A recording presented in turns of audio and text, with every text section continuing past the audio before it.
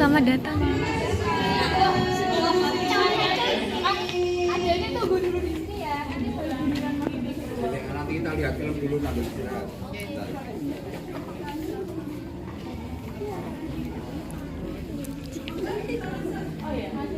Oh iya iya.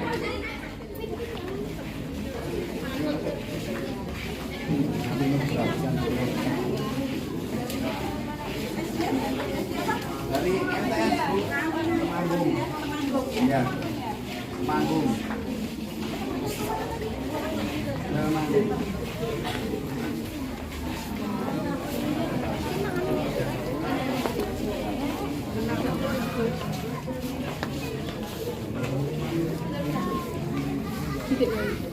Kok tak kakak?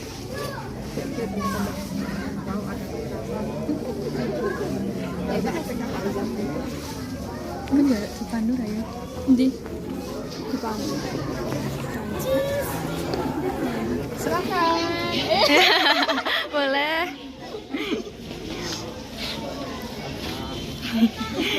Silakan masuk.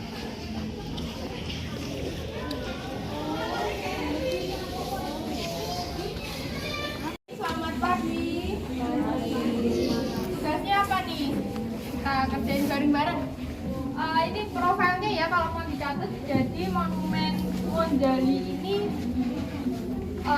dibangun untuk memperingati sejarah berdirinya kembalinya ibu kota Yogyakarta pada tanggal 29 Juni 1949 dari tangan Belanda. Dan ini terletak di Jongkang, Sri Sariharjo, Kangling, Sleman, Yogyakarta. Nah, nanti untuk teman-teman yang merasa sakit atau merasa lelah ya ketika ikut perjalanan di Monumen Yogyakarta Kembali ini bisa langsung bilang ke kakak ya. Karena kami juga sedia kotak P3K. Oke? Di depan sini dulu ya.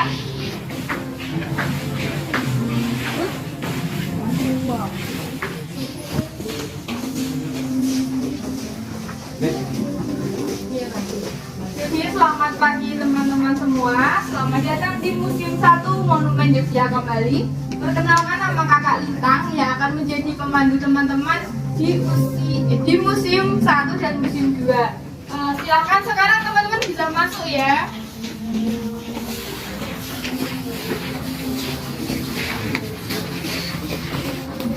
Nah, sekedar informasi museum kita berisi benda-benda koleksi yang digunakan para pejuang kita untuk mempertahankan kemerdekaan Indonesia. Nah, salah satunya ada ini dia. Tapi teman-teman nanti boleh ya untuk mau foto atau video boleh banget, tapi tolong untuk tidak menyentuh benda-benda koleksi karena ini sangat berharga. Nah, di sebelah kanan ini adalah sebuah mikrofon yang dulu digunakan di Masjid Kauman untuk menyiarkan berita proklamasi tahun 1945. Nah, kemudian di sebelahnya ini ada tombak dan ada golong juga. Kita beralih ke sini ya. Ini adalah patung-patung manekuin yang dipakai dalam seragam. Di sebelah kanan ini adalah Laskar Wanita atau Laswi. Di sebelahnya ada peta, heligo, kemudian ada tentara pelajar, polisi istimewa, dan polisi istimewa ini merupakan cikal bakal berdirinya Brimob sekarang. Juga ada BKR udara, darat, dan juga laut. Dan yang mana mereka ini juga merupakan cikal bakal berdirinya TNI. Dan di depannya ini adalah senjata-senjata modern yang dulu digunakan para pejuang kita yang merupakan hasil rampasan dari Jepang. Ini ada mortir, kemudian ada water muzzle dan juga dan lainnya. Nah, sekarang kita beralih di sebelahnya ya. Setelah ini kan senjata modernnya ini adalah senjata tradisional yang dulu digunakan para pejuang kita. Ini ada yang tahu ini apa? Keris. Ya benar, ini keris. Ini ada tombak, dan ini ada samurai juga. Nah, di atas itu teman-teman itu adalah tempat makan milik para pejuang kita yang dulu dibuat dari anyaman bambu, dan di sebelahnya itu tempat minum dari batok kelapa.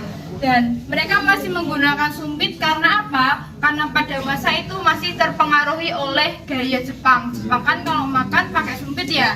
Nah, jadi pejuang kita juga makanya kayak gitu. Nah, di sebelahnya ini ada senjata-senjata modern juga. Rakitan milik Indonesia, ada pistol yang semi automatic. Nah, kita lanjut ya. Kalau di sebelah ini adalah miniatur perahu-perahu yang dulu digunakan oleh tentara Indonesia dan juga rakyat Indonesia sebagai alat transportasi untuk menyeberangi ini dari Banyuwangi Bali, ini juga dari Banyuwangi Bali, dan untuk mengangkut komoditas-komoditas di Nusantara. Nah, kemudian di sebelah sini teman-teman bisa pindah ya. Ini adalah peta wilayah yang menunjukkan hasil perjanjian Renville antara Indonesia dan juga Kerajaan Belanda. Jadi perjanjian Renville ini merupakan sebuah perjanjian yang dilakukan oleh Indonesia dan Belanda yang dilakukan di atas kapal Amerika bernama USS Renville. Untuk gambar yang berwarna hijau tua ini merupakan wilayah milik Belanda, sedangkan yang berwarna hijau muda itu wilayah Indonesia. Namun perjanjian ini dianggap gagal karena bisa dilihat ya, ini wilayahnya Belanda kok lebih banyak daripada wilayah Indonesia, sehingga pemimpin delegasi saat itu Amir Syarifuddin dicopot jabatannya oleh Bung Karno, dan Amir Syarifuddin ini nantinya membelot bersama PKI Madiun tahun 1948. Nah, selanjutnya ini ada senjata-senjata juga ya. Di atas itu ada sarang abah, dulu digunakan untuk menyerang menyerang tentara Belanda. Jadi seperti itu gambarnya.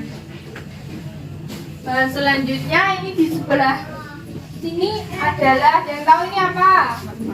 Ya benar. Jadi merpati ini dulu digunakan untuk mengantarkan surat ke posko-posko pertempuran, dan dalam prosesnya mereka ini menulis surat di atas kain ini, tetapi sudah pudar ya. Kemudian dimasukkan di sela-sela kaki merpati dan baru dikirimkan ke pos.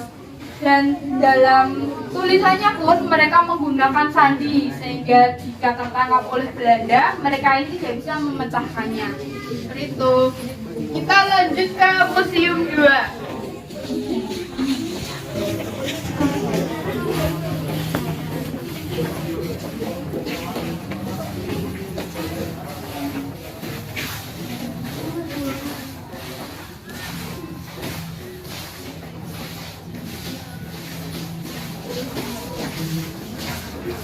Nah, ini adalah museum 2, kita sudah sampai di depannya. Teman-teman bisa baris ya, bisa masuk lewat sini.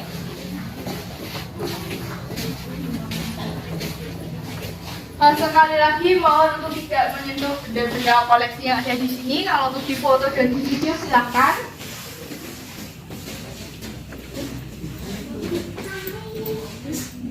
Nah, yang pertama ini adalah radio buatan Amerika yang pada masanya digunakan untuk berkomunikasi dan memiliki jangkauannya sekitar 1000 km, dan dalam mengoperasikannya ini dibutuhkan 2 orang. Jadi orang yang pertama nanti memutar dinamo biar menghasilkan listrik, orang yang kedua ini mengoperasikan radionya.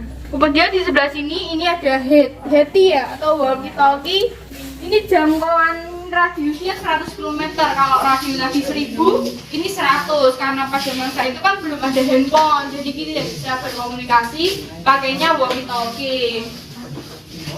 Nah, selanjutnya ini adalah mesin jahit merek Singer yang dulu digunakan ibu-ibu kita untuk menjahit seragam para pejuang. Jadi mereka melakukannya secara berkelompok, ada yang menyumbangkan benang, ada yang menyumbangkan pakaian, kain, kemudian ada yang menjahit juga, dan untuk didistribusikan kepada seluruh pejuang-pejuang Indonesia. Dan ini juga buatan ini, penjahitnya buatan. Nah, selanjutnya ini adalah sertifikat dan plakat-plakat milik KRP Wonogowongso, karena jasa-jasa beliau yang sangat besar memberikan sertifikat dan juga ada plakat-plakat. Dan ini ada juga beskap ya, dan juga tongkatnya milik beliau. Riau. Nah, ini adalah fakta yang menunjukkan rupa bergerilyanya Jenderal Besar Sudirman. Jadi Jenderal Besar Sudirman itu bergerilya dari Yogyakarta sampai di Kediri itu jalan kaki. Jadi nggak naik kereta, nggak naik pesawat itu enggak ya. Mereka jalan kaki, dan dalam gerilyanya ini mereka juga menghadapi pertempuran dengan Belanda sampai akhirnya membuat posko di daerah Pacitan, Jawa Timur. Dan dalam proses bergerilyanya ini, Jenderal Besar Sudirman kan sakit sehingga beliau harus ditandu, dan ini tandunya ini tandu asli teman-teman. Dulu untuk menandu Jenderal Besar Sudirman sewaktu melakukan gerilya di daerah Wonosari. Sebenarnya tandu ini ada jumlahnya ada sekitar 11, sedangkan yang dapat diselamatkan dan direstorasi hingga saat ini hanya ada 7, dan salah satunya ini di Monjali. Ini asli.